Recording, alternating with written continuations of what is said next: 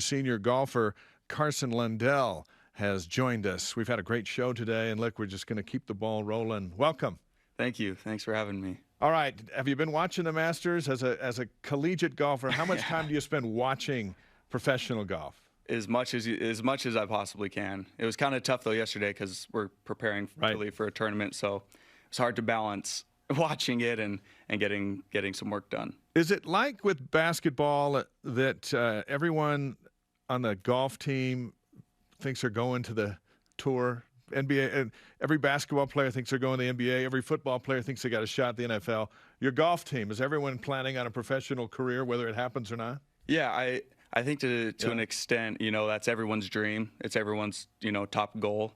And yeah, I mean, everybody dreams of playing on the PGA Tour and playing professionally and making it a career. So as you watch the Masters this weekend, are you more of a fan or are you a student of the game and watching some of your favorite players studying what they're doing? Yeah, that's a great question. A little bit of both. I mean, it's hard not to just watch Tiger. Yeah. I mean, go to those featured groups. Attention, right? Oh, yeah. Yeah, but no, a little bit of both. You love to see good shots, but you also appreciate how they're played and, kind of the thought process behind those shots. When you're watching Tiger, are you studying just that? Okay, he's in the bunker. Here's how he gets out of the bunker, as opposed to someone like me who's just going, hey, that's Tiger I'm watching. Yeah, actually, I think it was during the practice round on Wednesday. Tiger and JT were in the bunkers, and I was actually, I was watching them, and actually yesterday I was like, all right, how do I be exactly like Tiger from here? But no, there's a lot to learn, watching the Masters and watching the best in the world do it. So. All right, let's talk about your game a little bit. Last weekend, Palo Alto, you had 2 66s in the first 2 rounds. Another top 10 finish, your 4th of the season. So how has this season been going for you? Kind of sum it up in how you felt about your game. Yeah. To be honest, kind of the beginning of the year, I really struggled. And, I was able to put together good scores and, just kind of, gamed it around. But I really didn't feel comfortable. Towards the start of this season, I've been feeling a lot better. I've been able to figure out some little tweaks in my swing and my short game. And at Stanford, I played great. I think I was 1 back going into the final round, and it just comes down to the putter. And I didn't make enough putts to win, but it was nice to get back in contention and give myself an opportunity. This picture here, you hit this one 900 yards, right? that shot? Something like that. So you watch Tiger in the bunker on the Golf Channel. Next week on the Golf Channel, you have an opportunity to play on national TV in the Western Intercollegiate. Tell us about that opportunity. Yeah, no, that's like the coolest thing ever. Last year we were lucky enough to play in that tournament and get some good coverage on the Golf Channel.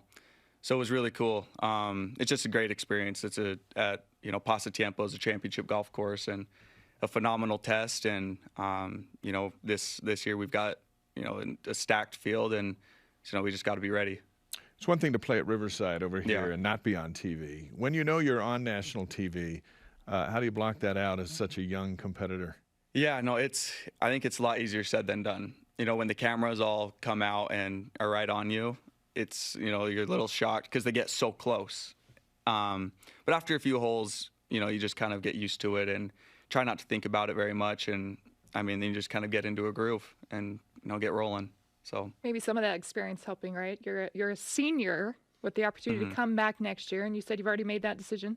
Yeah, planning on coming back. And what went into making that decision for you? It just makes sense. All across the boards. I won't graduate until next spring anyways, and college golf is, in my opinion, the best thing out there. And to have an opportunity to come back and play 1 more year and be around Coach Brockbank and Coach Miller and Coach Summerhays, who we just added on, which has been amazing. I just think it's a great opportunity. Yeah, I would think of all the sports, practicing on a golf course, competing on a golf course, that's living the dream.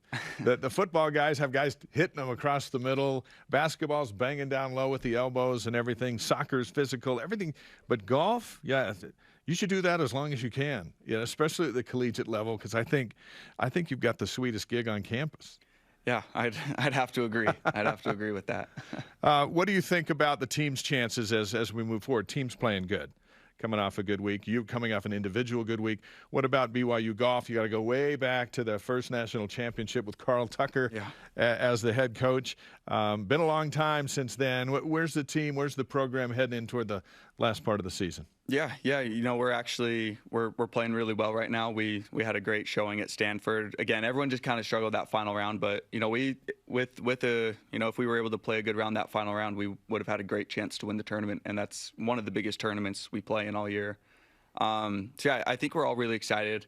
We've had, you know, great qualifying rounds the last 2 qualifiers, and you know, I think everyone's just kind of starting to kick things into gear and you know, kind of getting ready to make some noise. So hopefully we can play well.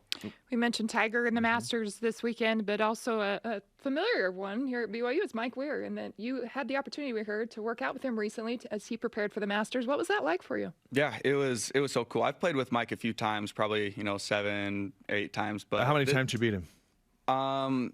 Be honest. I don't know. Live TV. I don't know. I got him this last time, but I don't think he was. Remember those. As long as you got him once. I don't think he was too concerned because he was preparing for Augusta. Yeah. But right. Yeah, it was. I mean, this time was really, really cool because he was preparing for Augusta, and you know, we walked Riverside, and I was just able to kind of pick his brain for a good 4 hours, and you know, he was totally cool about it. You know, it's just an open book, wanting to, you know, share his experiences and give me advice. And it was like, I mean, it was the coolest thing. I saw an interview he was on with a couple other former Masters champs the other day on the Golf Channel, I think it was. And one had a glass of wine, one had a glass of wine, and over here was a glass of water. And it just kind of stood out to me. And I thought, what a representative that Mike is at BYU for all these years and winning that green jacket. And so an opportunity to golf with a guy that not only won it, but has maintained such a great example of what BYU represents, I would think was a pretty cool afternoon for you. Yeah, it's pretty amazing. And like I said, he's totally cool, and he's a great friend. And, you know, after the round, he, you know, it's just so cool. He's, you know, just tells me, any questions you ever have, you know, please call me. And so he's awesome. That's awesome. Yeah, excellent. that's cool. We mentioned Tiger, we mentioned Mike. What are some of the other players you're looking forward to watching, continuing to watch this weekend that you've idolized as you've grown up? Yeah, I mean, it's tough. Tiger's the one. Yeah, Tiger's the one. He's the one. You know, I would love to see Rory, you know, get hot and have a chance to win, but you know, it's Tiger. What's amazing about Tiger? How old are you? I'm 24 now. 24. Tiger's 46. So I think he's 46. Like, yeah, he is actually. We'll Yeah. go off what you said. Okay, he's 46, and then that's your golf idol. What about the bazillion golfers between Tiger and you? Why is it Tiger? He just did so much for the game. Yeah. Like, I think that everybody my age and even, you know, 5-10 years above me, you know, a big part of the reason they're playing the game is because of Tiger's impact. You know, he came on, and golf wasn't really that cool, and he came on this, you know, new build, this, you know, athletic big guy, and was just sending drives, you know, 300, 350 yards, which was unheard of back then. And, you know, he made it cool. And I think that, you know, the game has just benefited tremendously from him. The first time and only time I ever interviewed Tiger was after he won his first tour event, which was in Vegas. Oh, yeah. It's like 97 or 96. And he made golf cool in Vegas henceforth. It was a circus whenever the PGA came to town, if he was in the field. Yeah. And he's been able to maintain that. When you're not cheering for your sport here on campus, what team are you pulling for? Volleyball, soccer, football? Football. Yep. That's where it's at? Yeah, I'm a big football fan. I've got a bunch of buddies from high school on the team, and I, you know, just love watching them play and, you know, try to get the respect that they deserve. So I love it. All right, Carson, we wish you the best at the Western Intercollegiate. Live on the Golf Channel. We'll be looking for you and your teammates. Best of luck. Thank you. Appreciate it. Good to have you here.